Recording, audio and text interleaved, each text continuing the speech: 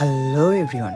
গত 3 দিন ধরে আমাদের রামকৃষ্ণ মঠে স্বামীজির জন্মতিথি উপলক্ষে প্রতি বছরের না এই বছরও 3 দিন ব্যাপী অনুষ্ঠান হচ্ছিল। বাট আমি যেতে পারিনি, কারণ আমি যখন যাবো বলে ঠিক করেছিলাম সেই দিন চলে গিয়েছিল মা।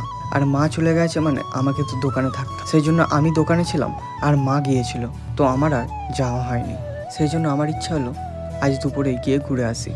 বাট দুপুরে ওখানে খাওয়া দাওয়ার সেশন চলছিল, সেই জন্য ওখান থেকে আমরা ব্যাক চলে এসেছিলাম। তারপর গিয়েছিলাম একবার সন্ধ্যাবেলা, আমি আর আকাশ। তোমরা দেখতেই পাচ্ছ এখানে লাইটিংটা কত সুন্দর করেছে। প্রথমেই আছে আমাদের স্বামীজি, তারপরে আছে ঠাকুর রামকৃষ্ণ দেব, আর তারপর আছে মাতা সারদা দেবী। আর এখানের মঠটাকেও খুব সুন্দরভাবে লাইটিং দিয়ে সাজিয়েছিল।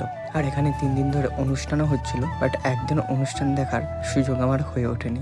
আর এখানে আমিও ঠাকুরের দর্শন করলাম, আর তোমরাও দর্শন করে নিও। আর আমার ভিডিও তো এখানেই শেষ হলো, বাট তোমরা যেতে চ্যানেলটা লাইক অ্যান্ড সাবস্ক্রাইব করে দিও। বাই।